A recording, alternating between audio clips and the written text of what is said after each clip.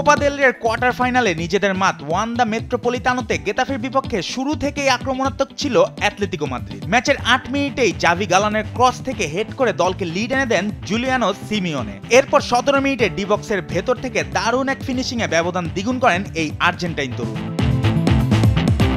প্রথমার্ধে গেতাফের ডিফেন্স সামলে রাখতে হিমশিম খেতে হয়। 30 মিনিটের মাথায় স্যামুলিনোর শট দারুণভাবে ঠেকিয়ে দেন গেতাফের গোলরক্ষক। তবে বিরতির আগে 42 মিনিটে বক্সের ভেতর ডিফেন্ডার কাটিয়ে দারুণ এক গোল করে অ্যাটলেটিকোকে 3-0 গোলের লিড এনে দেন লিনো। বিরতির পরও আক্রমণের ধার অব্যাহত রাখে অ্যাটলেটিকো। 49 মিনিটে হ্যাটট্রিকের স্বপ্ন দেখেছিলেন জুলিয়ানো, তবে অফসাইডের কারণে বাতিল হয় তার গোল।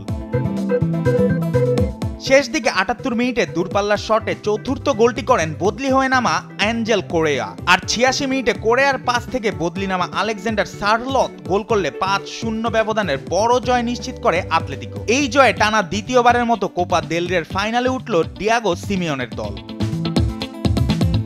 এদিকে ফ্রেঞ্চ কাপে লে ম্যান্সকে 2-0 গোলে হারিয়ে শেষ 8 নিশ্চিত করেছে পিএসজি।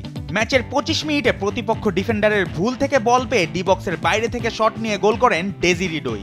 ম্যাচের 71 মিনিটে নুনো মেন্ডেসের লব পাস থেকে বল পেয়ে দারুণ ফিনিশিংয়ে পিএসজির জয় নিশ্চিত করেন বদলি নামা ব্র্যাডলি বারকোলা। এই জয়ের পর লিগ ওয়ানে শুক্রবার মোনাকোর বিপক্ষে গুরুত্বপূর্ণ ম্যাচ খেলতে নামবে পিএসজি, আর অ্যাটলেটিকো মাদ্রিদ মুখোমুখি হবে রিয়াল মাদ্রিদের। জুবায়ের নূর, স্পোর্টস ডেস্ক, দেশ টিভি।